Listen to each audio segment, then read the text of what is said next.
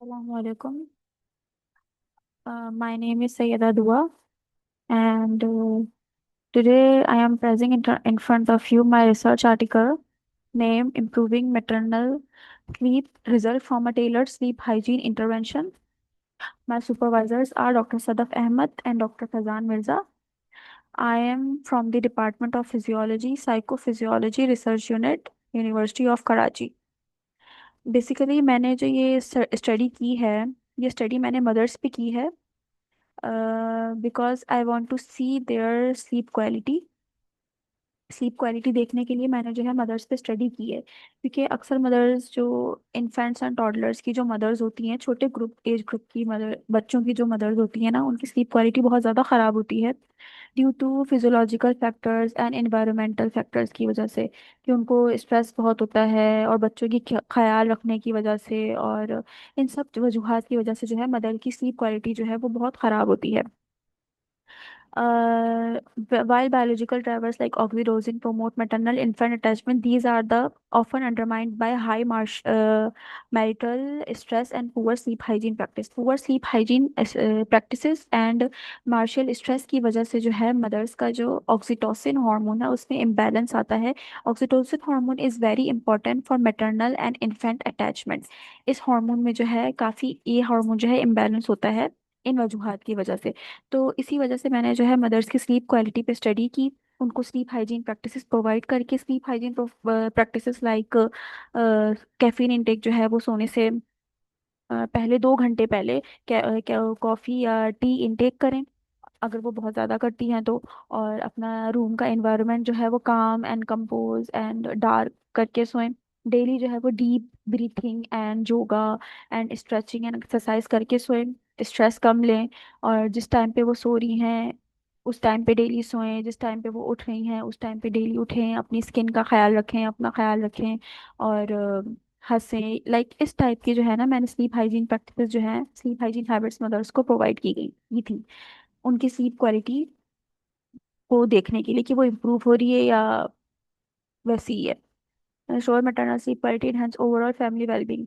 Research objective, मेरे research का objective ये था कि मुझे मदर्स की देखनी थी कि ये स्टडी जो है एम करती है इम्प्रूव मैटरनल स्लीप क्वालिटी पे, कि उनका PSQI लेवल जो है वो इम्प्रूव हो, और reduce maladaptive behavioural practice, sleep hygiene practice, जो उनके माल अडेप्टिव बिहेवियर जो है उनमें कमी आए और स्लीप क्वालिटी जो है वो उनकी इन्हेंस हो. ये मेरी स्टडी का ऑब्जेक्टिव था, हाइपोथेसिस था.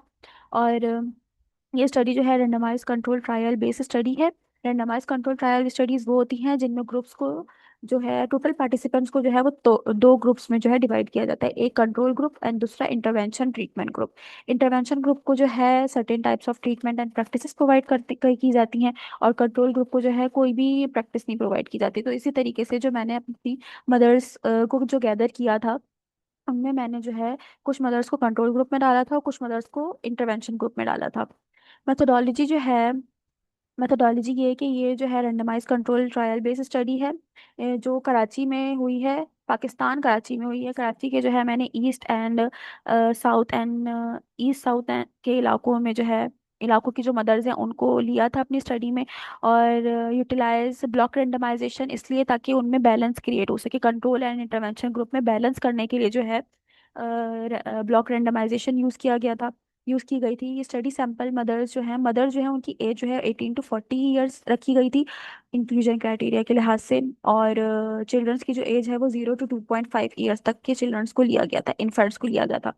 उन मदर्स की जो स्लीप क्वालिटी जिनको इंक्लूजन में रखा गया था, जिनको मैंने अपने इंटरवेंशन कंट्रोल में जो जिन मदर्स को जो मैंने लिया था, उनकी बात है ये कि वो इस एज ग्रुप की मदर्स थी, उनके इन्फेंट्स इस एज ग्रुप के होने चाहिए थे, और उनका PSQI लेवल जो है वो >5 होना चाहिए, और SHI लेवल जो है वो >16 होना चाहिए.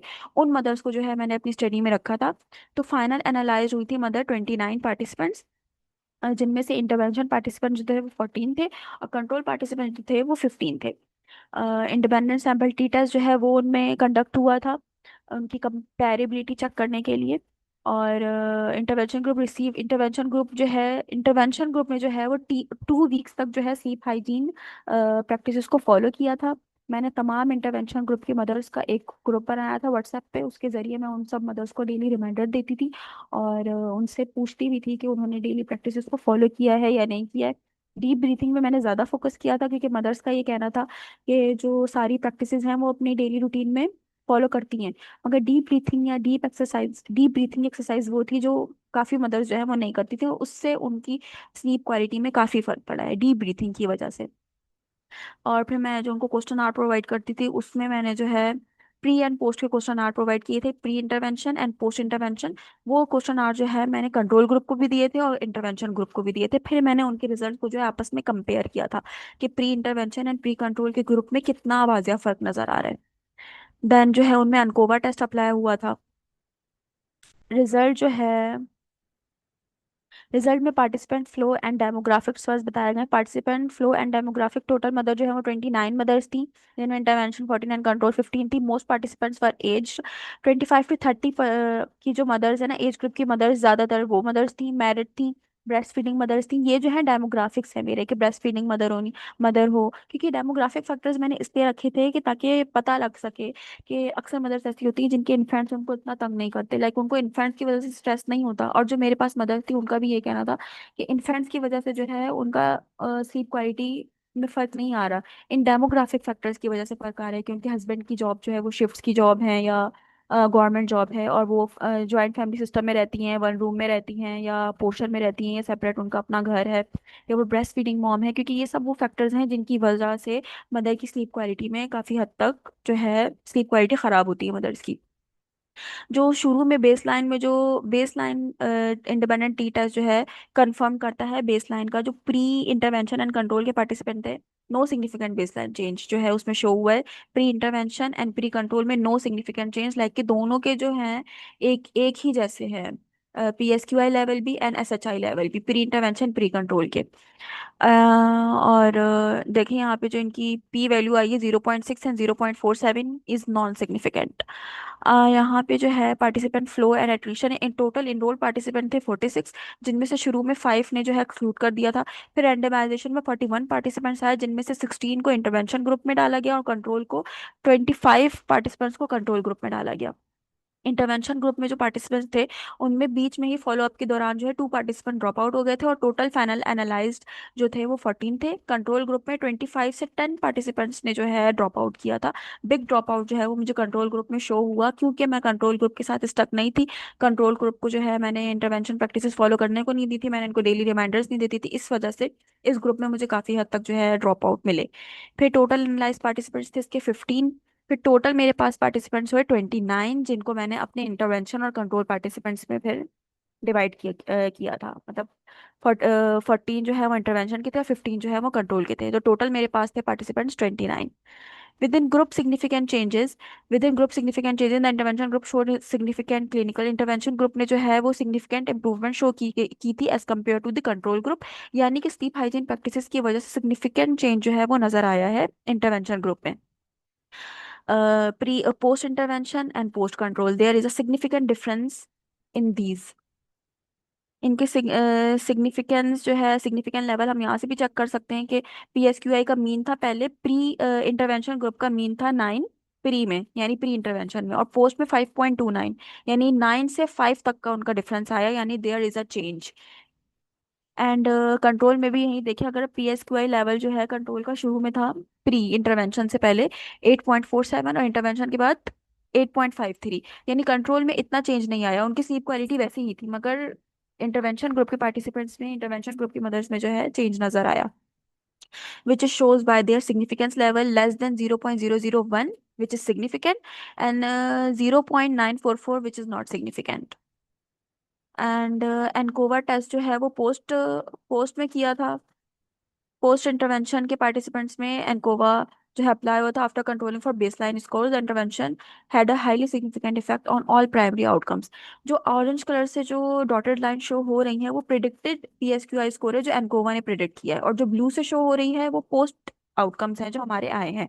0 जो है वो कंट्रोल पार्टिसिपेंट्स को शो कर रहा है, जबकि 1 जो है वो इंटरवेंशन पार्टिसिपेंट्स को शो कर रहा है। यहाँ पे 0 जो है वो कंट्रोल के पार्टिसिपेंट्स है, 1 जो है intervention. There is a change between them, like intervention के पार्टिसिपेंट का स्कोर जो है वो कम है। ग्रुप लाइन फिट प्लॉट में प्लॉट कम आया है और इनका प्लॉट जो है वो ज़्यादा आया है। And here in sleep hygiene index scoring में भी इंटरवेंशन का स्कोर जो है वो कम है एंड कंट्रोल का स्कोर जो है वो ज़्यादा है। मीन डिफरेंस जो है -3.39 PSQI। स्लीप क्वालिटी का मीन डिफरेंस ये आया है, स्लीप हाइजीन का मीन डिफरेंस जो है वो ये आया है, और इनकी पार्शियल ईटा स्क्वायर की वैल्यूज़ ये आई हैं। और 0.344 एंड 0.431 इस इनकी वैल्यूज आई हैं। डिस्कशन में यही बात बता रहे हैं कि significantly improve maternal sleep quality and sleep hygiene with the intervention group की जो है सिग्निफिकेंटली इंप्रूवमेंट शो हुई है। सिग्निफिकेंटली इंप्रूवमेंट शो हुई है, यानी 5.21, जैसे कि मैंने कट ऑफ वैल्यू रखी थी PSQI की 5, और इन मदर्स की 5 तक आई है, तो इसका मतलब इनकी स्लीप क्वालिटी में इंप्रूवमेंट हुई है। और लार्ज इफेक्ट साइज जो है हमें इसमें दिखा गया है, एनकोवा के जरिए लार्ज इफेक्ट साइज जो है हमें दिखा गया है। Tailor sleep hygiene practices and relaxation techniques are effectively mitigate for hypervigilance common in women. ये जो प्रैक्टिसेस हैं इन वुमेन्स में, इन प्रैक्टिस की वजह से स्लीप क्वालिटी में इंप्रूवमेंट नजर आई है। Conversely, the decline in the control group hygiene is को highlight that the maternal sleep habits may naturally deteriorate under मतलब मदर्स में जो है ना स्लीप क्वालिटी जो है नेचुरली जो है कम होती है, क्योंकि कंट्रोल ग्रुप ये हमें बताता है। लिमिटेशन जो है while the study control group में जो है कमी नजर आई है, जबकि इंटरवेंशन ग्रुप में जो है इम्प्रूवमेंट नजर आई है, इस वजह से क्योंकि स्लीप हाइजीन प्रैक्टिसेस इंटरवेंशन में फॉलो की गई हैं, जिसकी वजह से इंटरवेंशन ग्रुप में पॉजिटिविटी नजर आई है, इंप्रूवमेंट नजर आई है, और कंट्रोल ग्रुप में सेम ही रहा है रिजल्ट, कोई इंप्रूवमेंट नहीं नजर आई कंट्रोल ग्रुप में। लिमिटेशन जो थी स्मॉल साइज था मेरी स्टडी का, और लेक ऑफ ऑब्जेक्टिव डेटा जिसके बावजूद, sorry, lack of objective data like actigraphy के बावजूद भी बिटवीन ग्रुप्स जो है, इन लिमिटेशन के बावजूद भी मेरा रिजल्ट जो है इम्प्रूव हुआ है, तो ये साबित करता है कि ये जो मदर्स की स्लीप क्वालिटी में चेंज नज़र आया है वो स्लीप हाइजीन प्रैक्टिसेस को फॉलो करने से नज़र आया है, ना कि किसी और अदर फ्लक्चुएशन या किसी और नेचुरल किसी और चीज़ के जरिए। यानी ये जो इनमें जो चेंज नज़र आया है वो स्लीप हाइजीन प्रैक्टिसेस को फॉलो करने से नज़र आया है। कंक्लूजन ये बताता है कि low cost culturally adaptable sleep hygiene program जो है वो सिग्निफिकेंटली जो है वो इम्प्रूव करता है पोस्टपार्टम मदर्स की स्लीप क्वालिटी को। Such intervention provide scalable non pharmacological approach, यानी कि मेरी स्टडी का रिजल्ट ये है, कंक्लूजन ये है कि इन स्लीप हाइजीन प्रैक्टिसेस को फॉलो करने से मदर्स की स्लीप क्वालिटी इम्प्रूव होती है। This is my poster and this is my research article, hope you like it. Thank you so much.